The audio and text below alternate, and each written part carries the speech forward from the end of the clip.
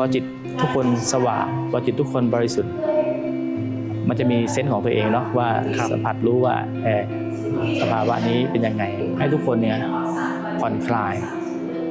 หายใจเข้าให้มีความสุขหายใจออกก็ให้มีความสุขให้คลี่คลายตัวเอง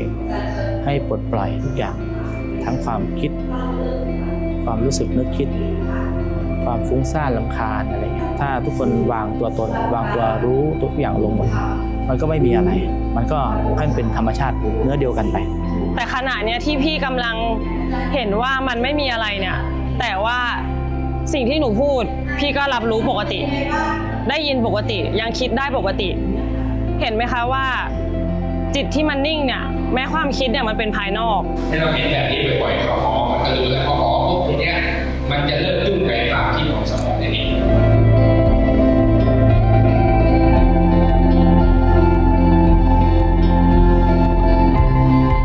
ผมอยากให้ธรรมะเป็นสิ่งที่เย็นช่วยกันคลี่คลายให้กับคนสดับรับฟัง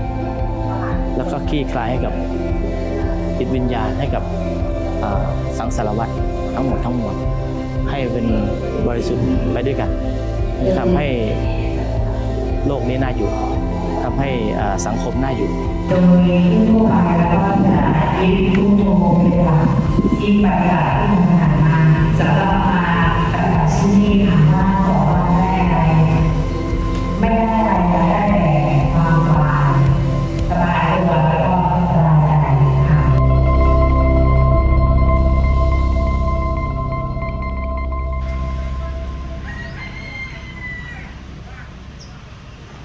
ตัวตนมันเปรี้ยงเท่าไหร่อันนั้นแหละค่ะเป็นตัวชี้วัด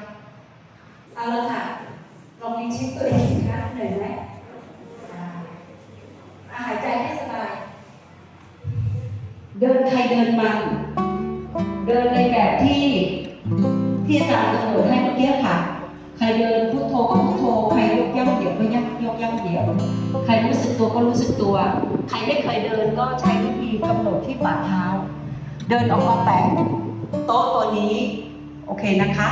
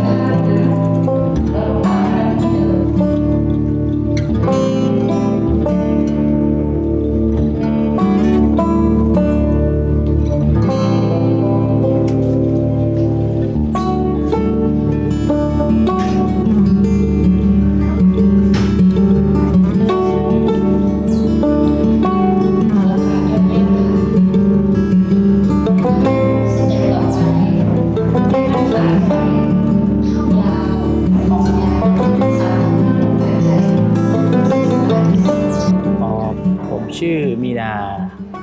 ราศีมีนฮะเมื่อก่อนเป็นศิลปินหรือว่ามีนาอาสยาม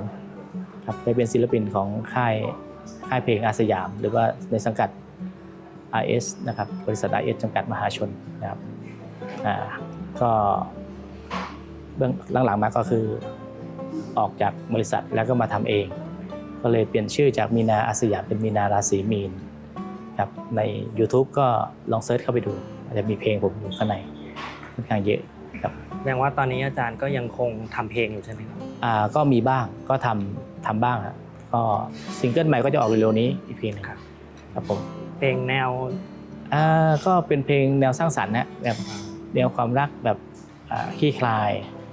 ครับผมอยากให้บรรยากาศดีๆให้กับ positive ใช่ positive ใช่ครับเป็นความรักใสๆไงครับถ้าใครสนใจก็ลองไปเสิร์ชฟังดูเร็วๆนี้จะมีซิงเกิลใหม่ครับโอเคสินเสมอแล้วเจอกันประมาณนี้นี่ชื่อเพลงครับสินเสมอแล้วค่อยเจอกันนะโอเคครับสิ่งที่อาจารย์ได้มาเป็นอาจารย์สอนปฏิบัติธรรมใน มูลนิธิอาจารย์กล้วยให้ฟังหน่อยได้ไหมครับว่าเจอกับอาจารย์กล้วยได้ยังไงเป็นไปเป็นมายังไงถึงได้มาเป็นอาจารย์สอนปฏิบัติธรรมที่ ครับผมก็จริงๆนี่ผมก็เป็นคนที่เข้าวัดมาค่อนข้างตั้งแต่อายุประมาณสัก20เข้าแล้วนะตอนนี้ก็40 บวก ครับผมครับก็จริงๆก็เข้ามานานแล้วคราวนี้ปุ๊บมันก็มีการฝึกปฏิบัติมาบ้างครับฝึกปฏิบัติมาบ้างแล้วก็กับครูบาอาจารย์เมื่อก่อนก็เดินสายตามครูบาอาจารย์นะฮะองค์ตาเงี้ยพระป่าช่วยชาติเนี่ยแล้วก็ไปฟังธรรมท่านไปแล้วก็ไปบวชวัดป่าหนองป่าพงแล้วก็วัดอีกหลายๆที่ครับที่ผมเคยปฏิบัติไปบวชก็ได้พัฒนาจิตใจมาบ้างนะก็ยังไม่บริสุทธิ์อะไรมากมายแต่ว่าก็รู้ว่าทุกข์เป็นยังไงสุขเป็นยังไงก็แบ่งแยกแบ่งเป็นนะก็คราวนี้พวกก็มาเจออาจารย์กล้วยนะครับมาเจออาจารย์กล้วยเนี่ยคือว่าเหมือนว่ามีไม่ใช่อิทธิปฏิหารอะไรแต่ว่าเหมือนนิมิตว่าเราต้องไปแถวเขาใหญ่นะอะไรเงี้ยไปเขาใหญ่ไปร้านอาหารร้านนี้อย่างเงี้ยมันลิงก์ไปมันนิมิตหรือลิงก์เนี่ยคือหมายถึงว่า มันเหมือน ฝันหรือว่า มันเหมือน ความรู้สึก ความรู้สึกมันคิดมาเองว่าเอ้ยเราจะไปตั้งตรงไหนดีนะคือตอนนั้นมันสภาวะหนึ่งที่เราต้องไปตั้งต้นใหม่ประมาณปีไหนครับอาจารย์ต้นปีต้นปีนี้ครับมีนาที่ผ่านมาอ๋อไม่กี่เดือนที่ผ่านมาใช่ครับมันเหมือนว่าเราต้องไปตั้งต้นใหม่จะไปที่ไหนดีตั้งจิตเลยว่าจะไปไหนดีคราวนี้ปุ๊บมันก็ลิงก์ไปที่ร้านก๋วยเตี๋ยวร้านนี้ร้านเพื่อนที่เขาใหญ่ร้านเพื่อนอาจารย์ใช่ไหมใช่ครับก็ไปปุ๊บเชื่อไหมว่าไอ้ตรงที่ผมหน้าตู้ก๋วยเตี๋ยวตรงนั้นผมไปเจออาจารย์กล้วยอยู่นั้นพอดีอาจารย์กล้วยไปทานก๋วยเตี๋ยวที่นั่นครับแล้วลงมาปุ๊บผมคุ้นหน้าอาจารย์กล้วยผมก็เลยถามว่าอาจารย์ใช่อาจารย์ที่ใน TikTok ใช่ไหมครับอะไรเงี้ยก็คุยกันตรงๆเลยครับอาจารย์ก็บอกว่าใช่แล้วก็บอกว่าก็ถามถ่ายกันนะทำอะไรบ้างผมก็ทำแบบอาจารย์นะแต่ผมก็สามารถสอนให้คนจิตขี้คลายได้อะไรเงี้ยประมาณนี้แหละแต่จะใช้เวลาไม่นานอะไรเงี้ยอาจารย์ก็น่าสนใจประมาณสักอาทิตย์หนึ่งอาจารย์ก็ส่งไลน์มาบอกว่าอาจารย์มีนาลองมาคุยกันหน่อยที่บ้านผมบ้านอาจารย์กล้วยก็อยู่แถวเขาใหญ่เหมือนกันก็ได้ไปคุยกันทีนี้อาจารย์ก็ให้ผมแบบอะไรทำวิธีที่เราทำว่าทำอะไรบ้างอะไรเงี้ยผมก็ทำตามที่กระบวนการของผมที่ผมเคลียร์จิตแต่ละคนให้เข้าถึงสภาวะไม่มีตัวตนอะไรเงี้ยฮะผมก็ทำประมาณนั้นแล้วอาจารย์กล้วยก็โอเคก็ลองมาทำงานตรงนี้ไหมอะไรเงี้ยไปด้วยกันอะไรเงี้ยก็ไปเป็นลูกมืออาจารย์กล้วยก่อนแรกๆก็เหมือนดูจิตดูใจครับว่าเราจะมีตัวตนมีอะไรเปล่าเพราะว่าการทำอยู่ในกลุ่มนี้มันต้องเขาเรียกอีโก้อะไรมันต้องไม่มีมันต้องเบาก็คือมาในนามจิตอาสาใช่ครับมันต้องมีลดมานะลดทิฏฐิทั้งหมดเลยก็มีการช่วงดูใจแหละหมายว่าช่วงดูใจกันอาจารย์ก็ดูใจเราก็ไม่มีอะไรอยู่แล้วสบายอยู่แล้วเพราะว่าเป็นคนตรงแล้วก็เป็นคนที่ไม่คิดเล็กคิดน้อยไม่อะไรเงี้ยคือมีอะไรก็คุยตรงๆอาจารย์ก็ชอบตรงนี้ก็เลยคุยกันได้แล้วก็เราเป็นคนเสียสละอยู่แล้วหมายว่าลักษณะงานคล้ายๆกันอาจารย์กล้วยก็เสียสละยิ่งใหญ่เลยอยากให้คนนี่จิตใจสว่างจิตใจบริสุทธิ์อะไรเงี้ยฮะได้ถึงธรรมะอะไรเงี้ยของพระพุทธเจ้าครับโดยใช้อานาปานสติ16ขั้นนะครับร้อนไหมครับไม่ร้อนนะครับกายสบายจิตสงบก็คือใครฟังไลฟ์สดบ้างมีใครดูไหมครับกลับไปหลับเลยใช่ไหมฮะมาแสดงว่าไม่ได้ฟังไม่ได้ดูอาจารย์กล้วยไลฟ์สดไม่ได้คิดอะไรเลยใช่ไหมครับหายใจเข้าสบายนะฮะคลี่คลายสบาย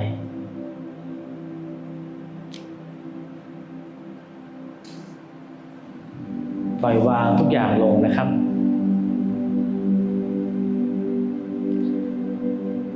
ความตั้งมั่น จริงจังเนี่ยก็ไม่เอานะครับปล่อยทิ้งหมดเลย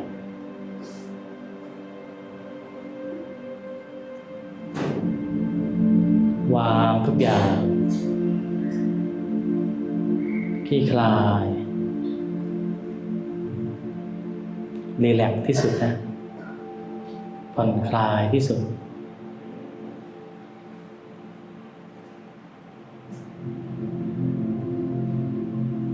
เบาๆกับทุกสิ่งนะครับไม่มีตัวไม่มีตนไม่มีเราไม่มีเขาหายใจสบายๆ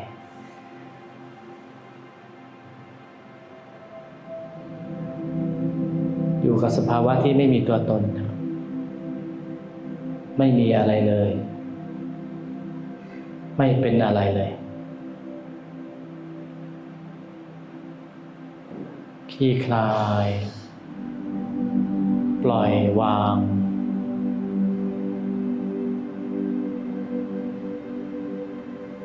ความรู้สึกนึกคิดวางตัวตน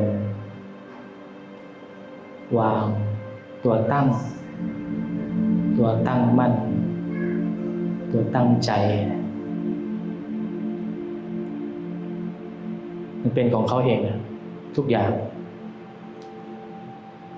ไม่ต้องไปทำอะไร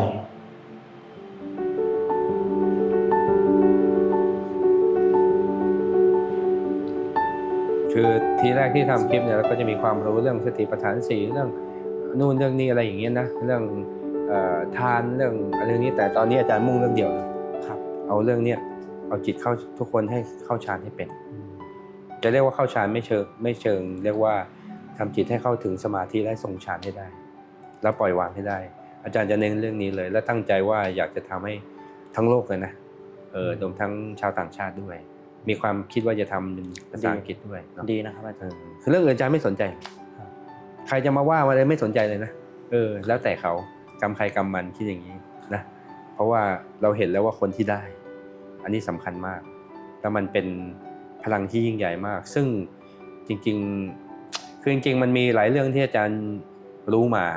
อาจารย์มักจะรู้ความที่เราอย่างที่บอกชีวิตเรามักจะมีอะไรแปลกๆรู้เรื่องอะไรแปลกๆแล้วก็จะมีอะไรเข้ามาให้เรารู้ได้ว่ามันจะมีเรื่องไม่ดีเกิดขึ้นกับโลกใบนี้เรื่องเลวร้ายอาทิเช่นอาจจะเป็นสงครามโลกใช่เห็นอาจารย์ทำคลิปอยู่ใช่หรือทำนายหรือว่าคนที่มีอกุศลจิตมันจะถูกล้างมันจะแย่มันจะคล้ายๆว่าชีวิตเขาจะแย่ลงหรือว่าอาจจะตายไปเลยแล้วคนที่มีกุศลจิตคนดีนะครับเขาจะขึ้นมันจะสวนทางมันจะเขาเรียกว่ามันล้างนะมันล้างแต่มันล้างคนที่มีอกุศลจิตไปนั่นคือว่าเราก็มาฝึกมาดูว่าอาจารย์มีกรรมวิธียังไงที่จะสอนคนเป็นร้อยคนเนี่ยให้จิตสว่างให้ถึงความอะไรนะถึงความบริสุทธิ์ถึงความไม่มีตัวตนครับก็ต้องศึกษาก่อนว่ากระบวนการของอาจารย์เป็นยังไงบ้างครับผมก็ศึกษาดูเรื่อยๆปุ๊บมันจะเก็ตเร็วเพราะว่าผมครูบาอาจารย์องค์นั้นทีองค์นี้ทีนะศึกษามาเยอะแล้วก็นี้มีของเก่าอยู่แล้วด้วยอะไรพอมาทริคของอาจารย์กล้วยเราติดแค่ตรงนี้แล้วก็ปุ๊บเรียบร้อยเลยมันก็ทำให้เราแบบกว้างขวางมากขึ้นแล้วอันนี้เราสามารถแบบที่จะสามารถนำพาคนเนี่ยเข้าถึงความไม่มีตัวตนได้ครับรู้แล้วก็วางก็ปล่อยเขาทำงานเป็นธรรมชาติของเขาไปก็แค่ดูแค่รู้เฉยๆแล้วก็วาง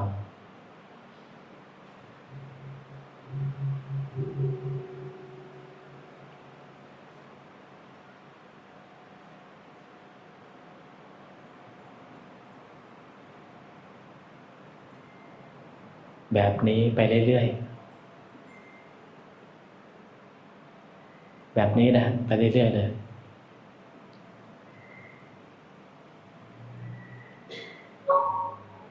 ไม่มีเราไม่มีเขานะครับวาง ทั้งว่างทั้งไม่ว่างผ่อนคลายที่สุดแล้วให้เป็นธรรมชาติเป็นเนื้อเดียวกับธรรมชาติไปไร้ร่องรอยไปด้วยกันเลยทุกสภาวะอารมณ์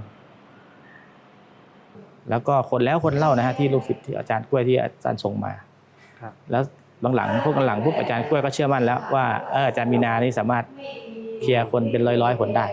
ผมก็ได้ขึ้นเป็นนำพานำพูดอะไรเงี้ยครับแล้วก็ในระหว่างนั้นผมก็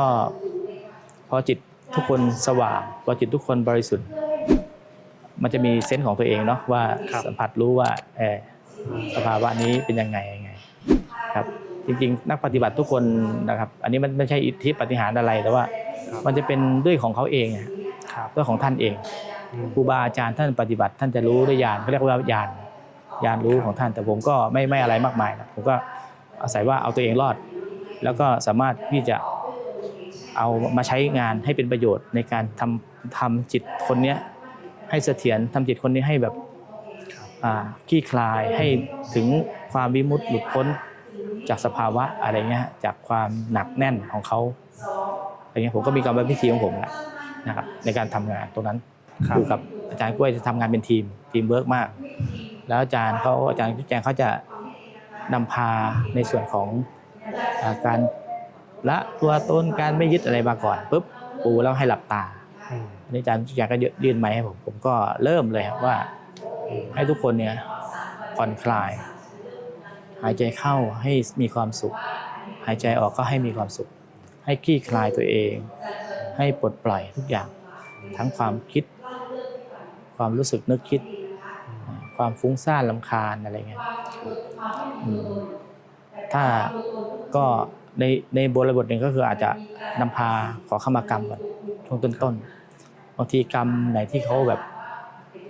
เคยทำมามันจะเป็นกรรมมาบังในการทำสมาธิตรงนี้มันจะเป็นเฉพาะตัวนะที่ผ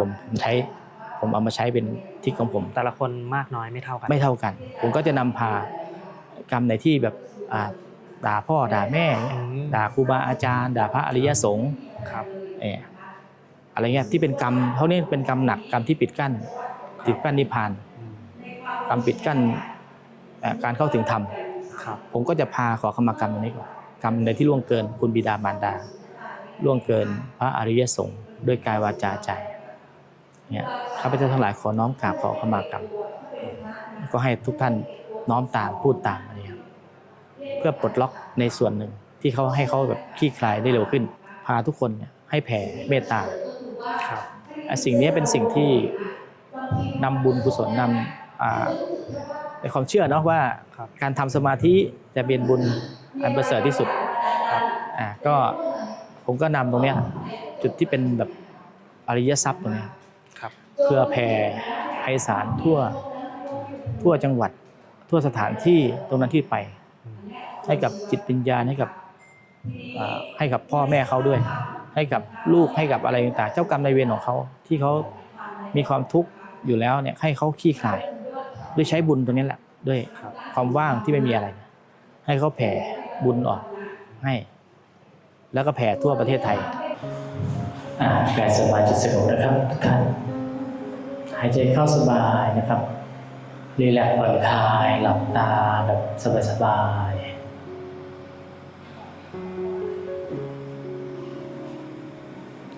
อยู่กับความว่างเบาสบายวันนี้อากาศร้อนเนาะให้ทุกท่านนะครับอยู่กับความเย็นแล้วกันเนาะนึกถึงความเย็นฉ่ำภายในใจเย็นที่สุดในโลกแล้วว่างกับเย็นเป็นสิ่งเดียวกัน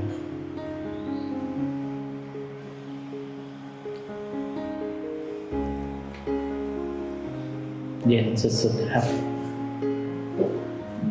ความเมตตาเนี่ยหรือครูบาอาจารย์ที่เราไปอยู่ใกล้ๆท่านนะท่านจะมีความเย็นเป็นบารมีเฉพาะท่านนะเราอยู่ใกล้แล้วมีความสุขมีความเย็น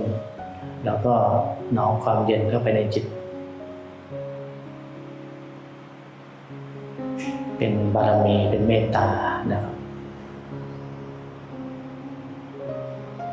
น้อมดีๆเย็นฉ่ำภายในครับแผ่กระจายความเย็นออกทั่วร่างกายเรานะครับแผ่ความสุขความเย็นเนี่ยเป็นสิ่งเดียวกันแผ่ทั่วร่างกายของเราแผ่ความเย็นความสุขความเมตตาของทุกท่านนึกให้ไปในการแผ่นั้นนะแผ่กว้างๆออกไปครับเป็นอัปปมัญญากว้างขวางออกไม่มีที่สุดไม่มีประมาณนะครับกว้างขวางทั่วอโยธยาซากปรักหักพังตรงไหนที่มีไฟไหม้เอาความเย็นของพวกเราทุกท่านเนี่ยนะทุกท่านทุกท่านนี่ครับดับสลายความร้อนทั้งความร้อนรนของสรรพสิ่งความวุ่นวายเป็นอารมณ์เวรอารมณ์กรรมดับด้วยเมตตาธรรมของทุกท่านนะแผ่กระจายความเย็นออกไปครับบรรพบุรุษปู่ย่าตายายช้างศึกม้าศึกที่ช่วยกอบกู้เอกราชกอบกู้เมืองที่เสียสละชีวิตให้ท่านทั้งหลายโปรดเมตตาท่านด้วยนะครับแผ่ออกไปครับกว้างขวางออกไปช้างศึกม้าศึกขอให้มีเรี่ยวแรงขอบคุณที่ช่วยประเทศชาติไว้แผ่บารมีของท่านให้กับบุรพมหากษัตริย์ทุกๆพระองค์ที่ปกปักรักษาผืนแผ่นดินไทยตั้งแต่อดีตชาติเป็นต้นมาจนถึงปัจจุบันชาตินะครับขอความเย็นความเมตตาจากทุกท่านแผ่บารมีถวายพระพรในพระมหากษัตริย์ทุกๆพระองค์ครับ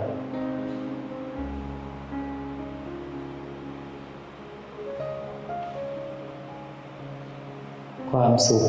ความเย็นความเมตตากระจายออกไปทั่วประเทศไทยครับนึกให้กว้างขวางออกไปครับให้ไปเลยครับไม่มีที่สุดไม่มีประมาณทั้งญาติและไม่ใช่ญาติอุทยานที่เสียชีวิตจากน้ำท่วม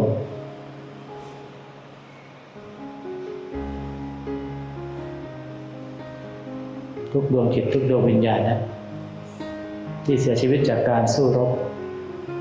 ในเมืองในกรุงอยุธยานี้ขอให้มีความสุขขอให้ปลดทุกข์ปลอดภัยคลี่คลายจากความทุกข์ร้อน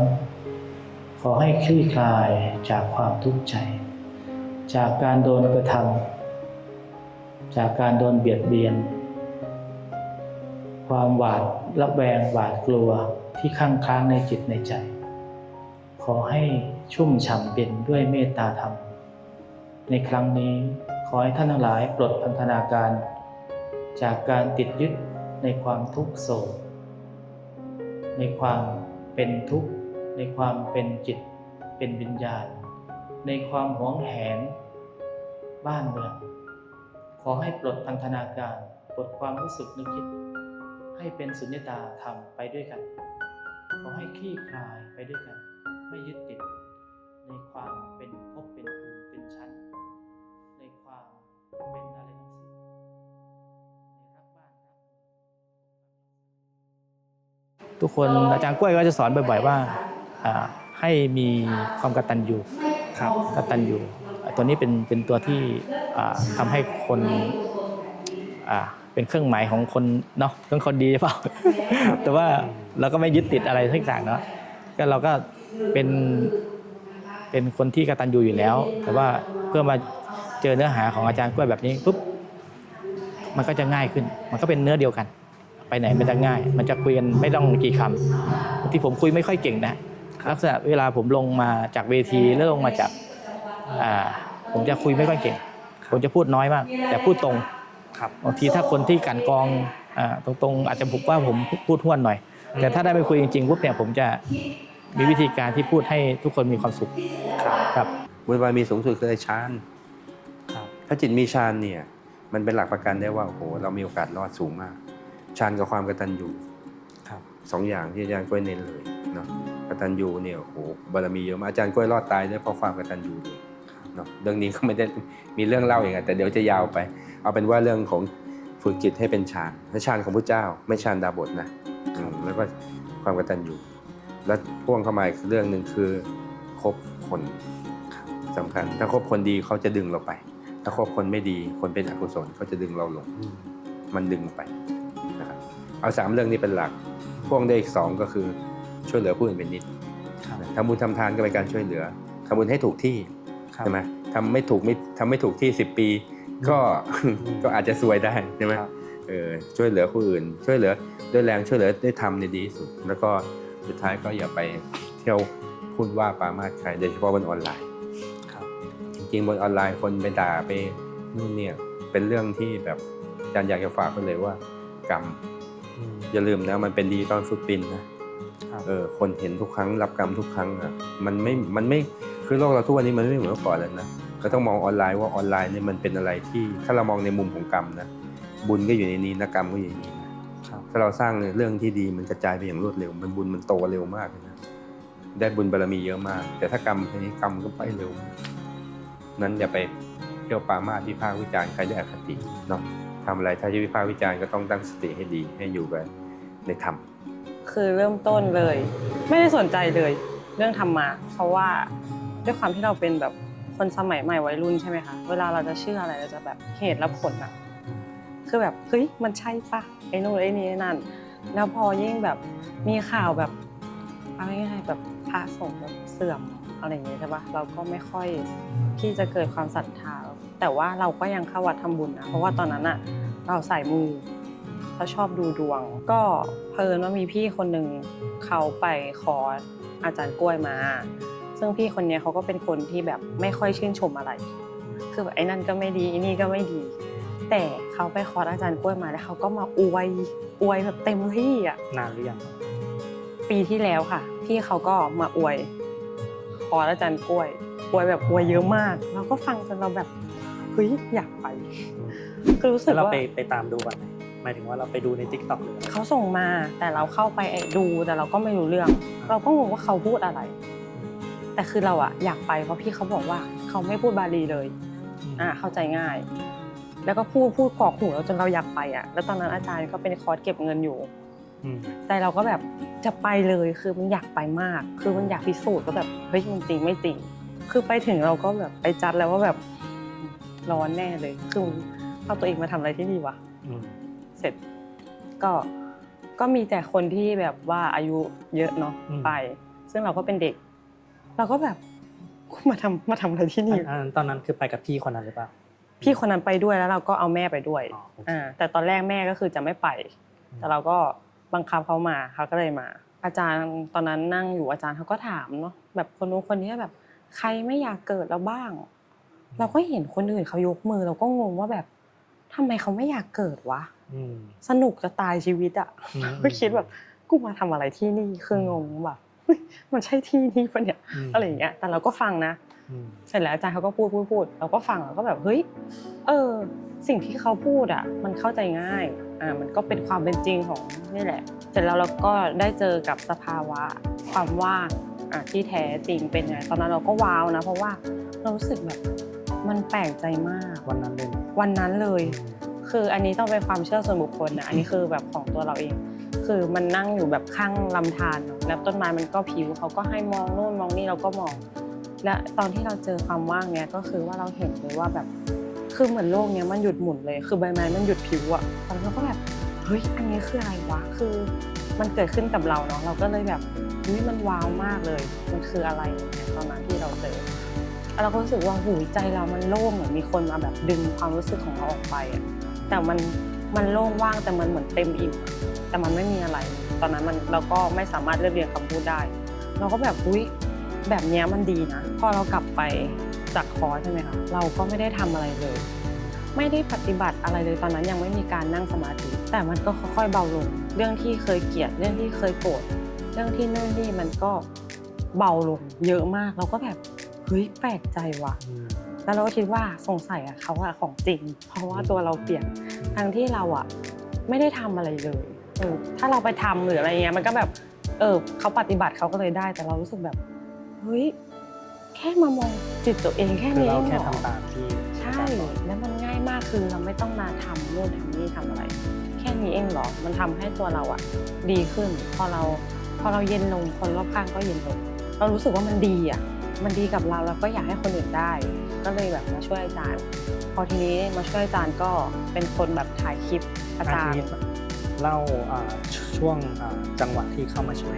ว่าแบบอาจารย์ชวนหรือว่า อ๋อพี่ที่เขาเป็นคนที่บอกให้ชวนมาที่เขาเป็นคนแนะนำมาเขาไปสนิทกับพี่ที่เป็นสตาฟอีกคนนึงและเขาก็เหมือนประมาณว่าคือแบบอาจารย์อยากได้คนช่วยไหมหรืออะไรอย่างนี้ก็เลยได้เข้ามาช่วยอาจารย์เพราะว่าตอนนั้นอ่ะใช่เหมือนไม่มีคนไปช่วยอาจารย์ที่เชียงใหม่เราก็ไปช่วยอาจารย์ครั้งแรกที่เชียงใหม่เพราะว่าไม่มีใครไปช่วยอย่างเงี้ยค่ะก็เลยได้ไปครั้งแรกแล้วมันก็มีครั้งต่อมาเรื่อยๆแล้วเกิดอะไรขึ้นถึงจากที่ไปช่วยปกติถึงตอนนี้ถึงมาเป็นอาจารย์นำสอนสมาธิด้วยค่ะก็ด้วยความที่ตอนนั้นอาจารย์กล้วยเขาให้เราแบบเป็นคนอัดคลิปเขาเนาะเวลาเขาพูดเขาอะไรเงี้ยเราก็จะใส่หูฟังเวลาที่เขาพูดแล้วอาจารย์กล้วยเขาสอนทุกที่เขาพูดเหมือนเปิดเทปคือพูดเหมือนเดิมเป๊ะเหมือนคนเปิดเทปแล้วเราก็ฟังอย่างนั้นฟังซ้ำๆใช่ไหมแล้วด้วยความที่เราฟังอาจารย์มาใช่ป่ะเราก็เลยสอนเพื่อนก็แบบงั้นเดี๋ยวกูจะสอนมึงแล้วเราก็เหมือนแบบไม่ได้สอนเราแค่บอกว่าเดี๋ยวเราจะบอกอะไรเสร็จแล้วเพื่อนก็เข้าสู่สภาวะก็คือว่าเพื่อนก็เห็นถึงความว่างของจิตเสร็จเราก็คิดว่ามันเป็นการที่แบบเราคุยกับเพื่อนเฉยๆอะแล้วทีนี้เพื่อนคนนี้ได้ใช่ไหมแล้วเรามีเพื่อนเยอะเราก็พูดแม่งทุกคนเลยคือสอนมันทุกคนคือแบบมันอยากบอกอะคือมันดีแล้วก็อยากบอกทีนี้เพื่อนก็บอกว่ามันก็ดีนู่นนี่นั่นแล้วปรากฏว่าตอนนั้นอาจารย์ไม่รู้แล้วมีพี่เราไปเล่าให้พี่เขาฟังพี่เขาก็บอกอาจารย์ว่าเนี่ยเราอะสามารถนำคนเข้าสภาวะได้ซึ่งเราก็แบบเราแค่คุยเหมือนคุยเล่นกับเพื่อนอะไรเงี้ยใช่เหรออาจารย์ก็บอกว่าให้เรามาเทสกับอาจารย์ว่าถ้าอาจารย์เป็นเพื่อนเลยแบบให้คิดว่าอาจารย์เป็นเพื่อนแล้วลองพูดซิสิ่งที่เราพูดอะไรบ้างเพราะว่าเราใช้ชีวิตประจำวันก็ต้องใช้ความคิดใช่ไหมคะเวลาเราจะทำงานต้องวางแผนต้องคิดอะไรทุกอย่างเนาะมันไม่คิดไม่ได้เนาะคนเราโอเคตอนนี้ทุกคนได้ยินเสียงที่กำลังมีคนกำลังพูดอยู่เนาะใช่ไหมคะได้ยินเสียงโอเคเสียงหนูทุกคนก็ได้ยินใช่ไหมคะโอเคได้ยินเนาะตอนนี้ทุกคนก็ฟังเสียงหนูรู้เรื่องใช่ไหมคะรับรู้ทุกอย่างปกติเนาะโอเคค่ะแล้วให้ทุกคนนะคะลองมองลงไปลึกๆนะคะมันกว้างสุดลูกหูลูกตามันไม่เห็นอะไรเลยเนาะไม่เห็นตัวเราด้วยแต่ขณะนี้ที่พี่กำลังเห็นว่ามันไม่มีอะไรเนี่ยแต่ว่าสิ่งที่หนูพูดพี่ก็รับรู้ปกติได้ยินปกติยังคิดได้ปกติเห็นไหมคะว่าจิตที่มันนิ่งเนี่ยแม้ความคิดเนี่ยมันเป็นภายนอกมันเป็นแค่ภายนอกส่วนจิตที่มันนิ่งเนี่ยมันเป็นของมันแบบนี้อยู่แล้วมันไม่ได้ยุ่งกับอะไรความคิดมันเป็นแค่ความคิดภายนอกร่างกายอารมณ์มันเป็นภายนอกไม่ว่าตอนนี้เราได้ยินเสียงหรือว่าลมกำลังพัดเนี่ยทุกคนก็รับรู้ถึงลมแต่จิตเนี่ยมันไม่คิดอะไรความคิดมันก็คือความคิดมันอยู่ภายนอกไม่ได้อยู่ในจิตนะคะมันแยกกันนะคะใช่ค่ะที่ไปเพ่งที่จิตแต่จริงๆแล้วเนี่ยจิตกับความคิดมันแยกกันคนเราสามารถคิดได้คนที่เป็นจริตที่คิดเยอะๆค่ะใช้ความคิดเยอะๆหรือคนที่ทำงานแล้วต้องคิดเยอะๆเนี่ยบางทีมันหยุดคิดไม่ได้แต่คิดก็ปล่อยไปแต่จิตเนี่ยมันไม่มีอะไรให้ทุกคนลองคิดถึงแมวรูปแมวแมวที่เราเห็นเนี่ยแต่ละคนจะไม่เหมือนกันนะคะแมวเสร็จแล้วให้ไปคิดถึงบ้านของเราบ้านของเราเป็นแบบไหน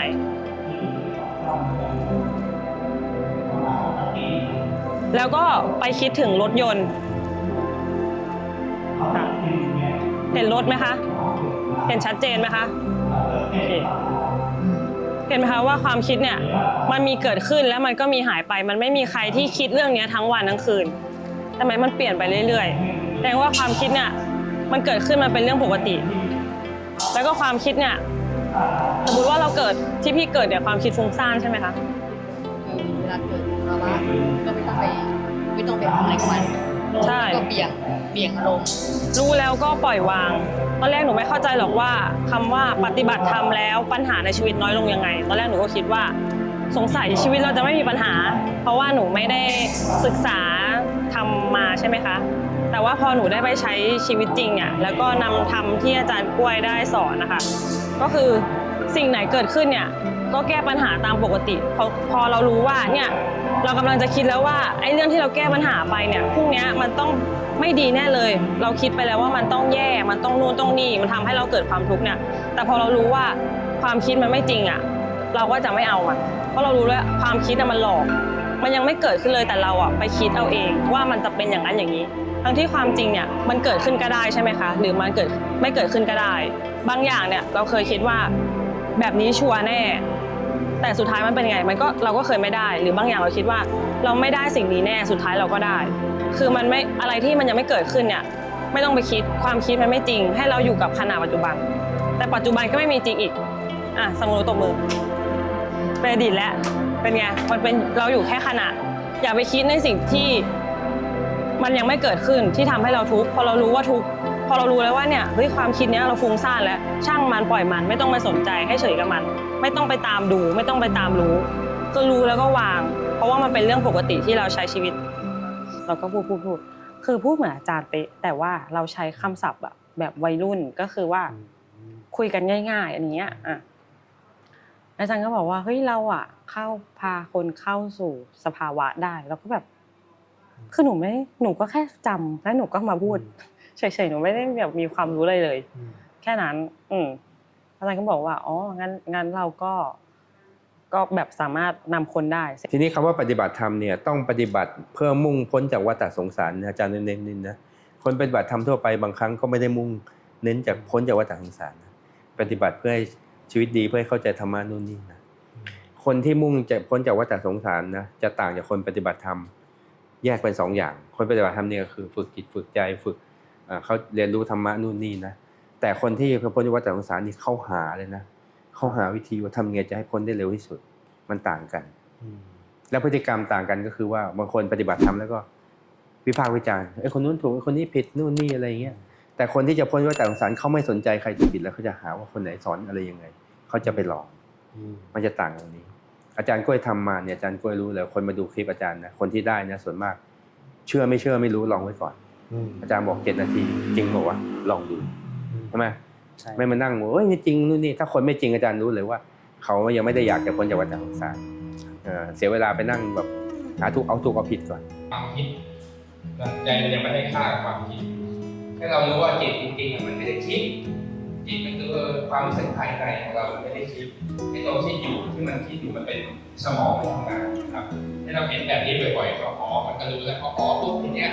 มันจะเริ่มยุ่งกับความคิดของสมองนี่นะบางคนก็ต้องใช้ปัญญาเห็นสภาพที่เหมือนกันเนาะโดยเฉพาะสายคิดนะครับคนที่ชอบคิดพิจารณามันก็ต้องให้เห็นสภาพแบบนี้ถึงจะได้มองเห็นใน Facebook ครับที่อาจารย์ไปเรือนจำอันนี้ช่วยเล่าให้ฟังหน่อยได้ไหมครับว่าโครงการนี้มันเกิดขึ้นได้ยังไงโอเคงั้นก็จะเล่าเป็นบิ๊กโปรเจกต์แล้วกันตอนนี้มีบิ๊กโปรเจกต์หมวด3โปรเจกต์นะอันแรกก็คือเรื่องของเรือนจำก็พอดีมีน้องคนหนึ่งเขามาชวนไปสอนในเรือนจำต้องบอกเลยว่าเป็นปณิธานอยู่แล้วว่าอยากไปสอนผู้ต้องขังเพราะเขาว่าเราต้องคุมเป้าหมายให้สุดคนกำลังทุกข์ใช่ไหม1นะอยากสอนคนเรือนจำและ2อยากจะสอนคนสัก500 คนเพราะเรารู้แล้วเราสอนเนี่ยเราเคยสอน200 คนเนี่ยแล้วเขานิ่งกันได้500เราต้องทำได้คิดก็ไปเรือนจำได้ทั้ง2อย่างแดนนั้นที่ไปเนี่ย550 คนนะไป2 วันนิ่งเลยนั่งนิ่งสงบใจเรามองเห็นเลยจริงๆอย่างหนึ่งนะถ้าเราเป็นคนสอนเรายืนอยู่หน้าชั้นแล้วเราสอนอย่างนี้นะเวลาคนสงบเรารู้เลยนะ มันเหมือนบรรยากาศมันสงบลงนี้เลยนะอันนี้ไม่ใช่เรื่องเหนือธรรมชาติ เพราะเวลาเราอยู่ในห้องคนเครียดเราจะรู้ได้ใช่ป่ะมันเหมือนบรรยากาศมาคุมันมาใช่ป่ะแต่เมื่อไหร่มันสงบบรรยากาศมันจะเหมือนมันนิ่งไปเลยเนี่ยเรารู้เลยว่ามันสงบได้นะแล้วก็พอก็ดีมากพอเรือนจำที่ภูเก็ตบอกว่าอยากให้โครงการนี้ต่อเนื่องก็เลยบอกว่าอยากให้นั่งทุกวันอาจารย์ก็บอกว่าได้เพราะว่าอาจารย์ทำโปรเจกต์ออนไลน์สู่ออนกราวออนกราวสู่ออนไลน์เลยนะอันนี้คือเราทำมานานอยู่แล้วว่าใครมาอบรมแล้วก็ไปดูคลิปมาดูอบรมดูคลิปก็เลยทำคลิปให้กับพอบอกว่าขอเป็น1 ชั่วโมงเราก็เร่งทำคลิปสอน1 ชั่วโมงแล้วก็ป้อนเข้าไปพร้อมกับมอบทีวีให้1 เครื่อง70 นิ้วไว้เปิดให้กับผู้ต้องขังที่เขาสมัครใจ เปิดคลิปอาจารย์ใช่เราทำคลิปแล้วก็ ทำคลิปส่งให้เขาไปพอขยายอีกบอกว่าก่อนนอนเปิดคลิปอาจารย์ให้ทุกคนเลยนะให้ทุกคนเลยในนั้นโอ้โหยิ่งผู้คุมได้ดูหมด ผู้คุมน่ะบางคนก็โอ้โหเวลาพูดดีมากเลยนะครับทำคือสรุปธรรมะนี่รู้เลยว่าไม่ใช่ผู้คุมศึกษาธรรมดีมากแล้วอาจารย์เชื่อว่าผู้ต้องขังนี่นะเผลอๆเขาจะบรรลุธรรมได้ง่ายกว่าคนข้างนอกเพราะอะไรเพราะเขาทุกข์ใช่ป่ะกิเลสบางบรรลุช้ากิเลสหนาบรรลุก่อนกิเลสหนาบรรลุก่อนมันทุกข์แล้วเขามีเวลาเขาจะมีเวลาฝึกได้ทั้งวันเห็นไหมนี่โอกาสมาแล้วอาจารย์ก็เลยคุยกับพอว่าเราอยากจะไปทำให้ครบที่เรือนจำภูเก็ตมีทั้งหมด 3,000 คนเราไปแดนเดียวทั้งหมด9 แดนก็เลยเดี๋ยวว่าเดือนพฤศจิกาจะลงไป2 อาทิตย์เลยนะทุ่มเวลาให้เลยตอนนี้ก็ป้อนคลิปไปแล้วก็ทุ่มเวลาจะไปครบ9 เดือนอยากจะให้เป็นโรลโมเดลสำหรับเรือนจำทั่วประเทศบิ๊กโปรเจกต์ที่2ก็คือมีคนบริจาคที่อาจารย์31 ไร่อยู่ตรงใกล้ๆเขาใหญ่ห่างจากบ้านอาจารย์สักชั่วโมงเดียวโอ้บรรยากาศดีมากเป็นภูเขาสวยงามเราก็ตั้งใจทำทานปฏิบัติธรรมครับจริงๆเรื่องสารปฏิบัติธรรมนี่อาจารย์ไม่คิดจะทำเลยนะเมื่อก่อนหลวงตาสินทรัพย์เคยจะให้ที่อาจารย์70 ไร่เลยนะที่โคราชนะแล้วเราก็ไม่เอาไม่ใช่ว่ายิงแต่ว่าไปบอกหลวงตาของหลวงตามันทำไม่ไหวเราต้องไปหาเงินหาอะไรมาทำแล้วเราไม่มีเวลาไม่มีเวลาไปดูแลก็บอกหลวงตาไว้แต่พอคราวนี้ที่รับเพราะว่ามันธรรมจัดสรรอาจารย์ที่อยู่กับอาจารย์มีนาท่านบอกว่าเดี๋ยวไปอยู่ถ้าทำแล้วมีคนไปอยู่มีคนไปดูเงี้ยเราทำได้ใช่ไหมแล้วก็รับมาแล้วก็เดี๋ยวก็รับเราค่อยๆเปิดบริจาคเอาตามธรรมจัดสรรแหละได้แค่ไหนแค่นั้นก็สร้างไปบิ๊กโปรเจกต์ที่3เนาะอันนี้ไม่รู้บิ๊กเปล่าอาจารย์ตั้งใจจะบวชให้กับรอ9นะครับคิดถึงท่านนานๆแล้วจริงๆอาจารย์บวชมาแล้ว2 ครั้งนะแต่คราวนี้เราบวชก็ด้วยความตั้งใจว่าก็เหมือนกันน่ะเหมือนเรามีสถานปฏิบัติธรรมถ้าเราเป็นพระอย่างเงี้ยเรามีวัดเราคนมาปฏิบัติใช่ป่ะเขามาอยู่ยาวๆได้อะไรอย่างเงี้ยบางคนเขาก็เรียกร้องมาเหมือนกันว่าเขาก็อยากจะฝึกเร่งความเพียรนะ2 วันก็ได้เยอะแล้วแต่ว่าถ้ามาอยู่นะ3 วัน5 วัน7 วันก็น่าจะได้เยอะอะไรอย่างเงี้ยนะก็เลยตั้งใจว่าจะบวชแต่ว่ายังไม่ได้กำหนดยังไม่ได้กำหนดอะไรเลยเดี๋ยวจะไปขอคุยกับพระอุปัชฌาย์ก่อนนะว่าจะบวชแล้วจะไปอยู่ที่ไหนอะไรอย่างเงี้ยนะก็เร็วๆนี้น่าจะเป็นเดือนธันวาถ้าไม่มีอะไรผิดถ้าไม่มีอะไรเปลี่ยนแปลงเนาะก็5 ธันวานี่บอกที่นี่ที่แรกนะครับผม ติดตามท่านมานานแล้วค่ะแต่ว่าท่านก็จะทำสัญจรไปเรื่อยๆเนาะแล้วมาเมื่อสักก่อนที่ท่านจะมาทำโครงการที่นี่ตื่นขึ้นมาค่ะเปิดมาเจอโครงการท่านขึ้นมาเลยค่ะแล้วบอกว่ามาที่อยุธยาแล้วบังเอิญว่าพวกเราคนอยุธยาพอดีเลย ก็เลยรีบสมัครเข้าไปเลยค่ะดีใจมากค่ะดีใจมากไม่คิดว่าจะได้มาไม่คิดว่าจะได้เจอโครงการนี้ด้วยได้เยอะค่ะมีความรู้สึกว่าติดตามของท่านมาเนี่ยรู้สึกว่าของท่านจะสบายหรือคือติดตามเป็นพื้นฐานมาแล้วว่ามันไม่ทำให้เราบังคับตัวเองมากเกินไปแล้วพอสบายแล้วเราก็รู้สึกว่ามันไปได้ง่ายรู้สึกตัวเองว่ามันไปได้ง่ายนะมันไม่ได้ยากนี่อะไรอย่างเงี้ยค่ะใช่ก็เหมือนกันค่ะคือตอนแรกไม่ได้รู้จักทีนี้เพื่อนชวนมานะคะงานนี้ก็ต้องขอบคุณนะคะเพราะมาก็ได้อะไรที่ว่าง่ายๆอย่างที่คิดเพราะปกติก็จะปฏิบัติธรรมอยู่แต่ก็จะมีความรู้สึกว่ามันเหมือนว่าพยายามจะให้มีสติเนี้ยมันจะเครียดเหมือนเราต้องค คือต้องระลึกถึงแต่ว่าต้องมีสติต้องอะไรเงี้ยต้องนึกถึงจุดใดจุดหนึ่งแต่ถ้ามาตรงนี้แล้วก็รู้สึกว่าเราสามารถที่จะถึงปลายทางได้ด้วยที่ว่าเราไม่ต้องเครียดสบายๆอะไรเงี้ยค่ะ กิจกรรมที่เป็นพิเศษก็คือชอบกิจกรรมที่ก่อนที่จะเข้าสู่กระบวนการนะคะท่านจะให้เรามีกิจกรรมยืดแข้งยืดขามือไม้อะไรอย่างเงี้ยทำให้เรารู้สึกว่ามันเป็นการเตรียมความพร้อมที่สบายอะเข้าสู่แล้วมันทำให้สบายมันเรียกว่ามันจูนกันมาติดกันพอดีอะค่ะใช่ คือทำกายให้สบาย ใช่ใช่ เป็นจะ ค่ะ ดีค่ะเพราะว่าเราจะได้รีแลกซ์อะไรเงี้ยไม่เครียดแล้วก็ไม่ง่วงนอน แล้วอากาศร้อนๆก็จะได้ไม่ต้องไปนึกถึงอากาศอะไรแล้วก็มีความสุขนะคะ ก็ดีครับดีเอาไปปรับใช้ในชีวิตประจำวันเราดีขึ้นทำให้มีสติขึ้น แล้วก็สงบธรรมดาเป็นคนใจร้อน แล้วอาจารย์กล้วยสอนอะไรบ้างครับ วันนี้เกี่ยวกับ สองวันที่ผ่านมา เกี่ยวกับเดินการทำสมาธิเข้ากันเป็นให้ไปถึงทางที่เราจะไปได้เร็วขึ้นอะไรเป็นเหมือนทางลัดอะไรเงี้ยประมาณเนี้ย ตอนนี้ได้หรือเปล่าคะ ได้รู้สึกปล่อยวางขึ้นครับผมแล้วก็ไม่มีราคาตัวตนครับผม ค่ะ แล้วก็ได้การนั่งสมาธิให้วางขึ้นจากที่เคยไปปฏิบัติที่อื่นไปปฏิบัติแล้วมันรู้สึกเคร่งครับผมพอมาปฏิบัติที่นี่ก็รู้สึกสบายขึ้น ทั้งที่ร้อนเนาะ ครับผม ค่ะ เมื่อวานได้รู้สึกเขากลับไปนั่งในรถกาแฟคืออยู่ยาวเลยไม่มีพอเลยค่ะ โอ้แฟนมาด้วยไหมคะ มาค่ะ โอ้อาจารย์ยินดีด้วยนะคะได้มีอะไรในหน้าเวลา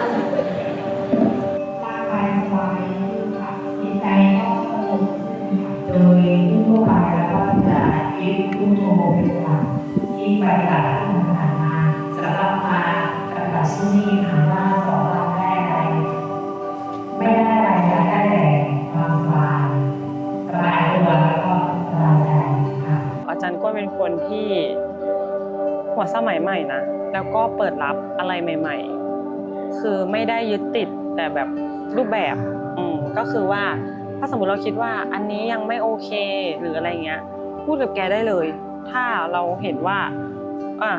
มันเป็นอย่างที่เราพูดมันสามารถพัฒนาได้อีกแกก็พัฒนาตลอดคือแกเป็นคนที่แบบคอร์สเปลี่ยนแปลงตลอดเลยเพราะแกก็แบบยิ่งทำให้ดีก็ยิ่งดีขึ้นไปอย่างเงี้ยตอนนี้เราเข้าใจแล้วว่าธรรมะก็คือว่าการมองเห็นทุกสิ่งตามความเป็นจริงแค่นั้นก็คือไม่ใช่ว่ามาปฏิบัติธรรมแล้วไม่เกิดอารมณ์ไม่มีอารมณ์ไม่ใช่คือรู้แล้วก็วางอารมณ์ให้ไวแค่นั้นเพราะว่าเราก็ยังเป็นแบบคนปกติใช่ไหมมีอารมณ์มีอะไรแต่ว่าเราไม่ได้ไปยึดกับมันไม่ได้อยู่กับมันนานแค่เรารู้แล้วเราก็วางเมื่อก่อนเนี่ยบาปเป็นไงบุญเป็นไงก็ไม่รู้หน้าตาก็ไม่รู้เป็นไงคือเดี๋ยวนี้เราก็เข้าใจว่าบุญเนี่ยคือถ้าเราทำสิ่งไหนเราสบายใจเราก็ทำแต่ถ้าเราทำสิ่งไหนแล้วแบบเราไม่สบายใจมันเกิดผลเสียคนอื่นเราก็อย่าทำมันนั้นก็เป็นบาปแค่นั้นเราไม่ได้ยึดว่าเนี่ยศีล 5อันนู้นอันนี้แต่เราพึงทำแต่ว่าไม่สร้างความเดือดร้อนให้ใครก็พอไม่ใช่ว่าแบบฉันไม่สร้างความเดือดร้อนให้ใครก็คือหลอกตัวเองอ่ะไม่ใช่เพราะว่าเราทำอะไรเรารู้อยู่แก่ใจอยู่แล้วใช่ไหมเราก็แค่มองทุกสิ่งทุกอย่างตามความเป็นจริงอะไรเกิดขึ้นก็ยอมรับความเป็นจริงแค่นั้น ธรรมะก็เป็นของคนทุกคนนะครับ ของทุกคนใช่ สิ่งมีชีวิตทั้งหลาย ใช่ครับเป็นความสงบเย็นนะแล้วก็มันจะเป็นที่พึ่งให้กับความทุกข์ร้อนของแต่ละคนครับถ้าทุกท่านเข้าถึงความสงบเย็นความถึงไม่มีตัวตนไม่มีอะไรมันก็เป็นพลังงานบวกให้กับสังสารวัฏให้กับสังคมมันจะเป็นเหมือนแอร์คอนดิชันดีๆนี่เองเป็นพัดลมดีๆนี่เองไปไหนเขาก็เย็นครับถ้าทุกคนเย็นหมดโลกนี้ก็น่าอยู่ใช่ไหมครับใช่ครับยุคนี้แล้วเนี่ยมันเป็นยุคอาจารย์อยากจะพูดถึงว่ามันเป็นยุคใหม่แล้วสิ่งต่างๆที่เราเคยเชื่อเคยกระทำมาเนี่ยทุกอย่างมันเปลี่ยนแปลงไปหมดแล้วถ้าเรามองให้ดีสิบริบทสังคมมันเปลี่ยนไปเพราะนั้นบางทีเราต้องเปิดใจกันใหม่แล้วหาวิธีการใหม่ๆนะครับอย่าไปติดยึดในอย่างรูปแบบเก่าๆวิธีการเก่าๆการปฏิบัติธรรมเน้นไปที่จิต ในเรื่องพิธีกรรมสายมูอะไรอาจารย์เชื่อว่าคนสมัยนี้น่าจะรู้กันเยอะแล้วล่ะเรื่องความงมงายอะไรต่างๆเนี่ยพยายามเราเว้นมุ่งเข้ามาสู่เรื่องของจิตเป็นหลักฝึกจิตให้มันพ้นจากกิเลสเนาะทั้งปวงพ้นจากความยึดมั่นในตัวตนให้ได้ อันนี้คือหัวใจที่สุดแล้วผลลัพธ์นะมันไม่ใช่ว่าเฉพาะว่าเราจะพ้นทุกข์ได้อย่างเดียวนะแต่ชีวิตเราจะดีขึ้นในทุกด้านเพียงอาจารย์ว่าถ้าคนรู้นะถ้าคนรู้แบบอาจารย์นะแล้วเขาทำนะเขาจะรู้แล้วชีวิตมันแบบมันทำให้ชีวิตให้ดีง่ายมากนั่งหลับตาชีวิตก็ดีแล้วอะใช่ป่ะแล้วก็ไม่ยุ่งอะไรกับใครชีวิตก็ดีแล้วเห็นป่ะมันไม่ใช่ว่าให้ขี้เกียจนะแต่ว่ามันจะมาเองงานการอะไรต่างๆมันจะดีขึ้นเอง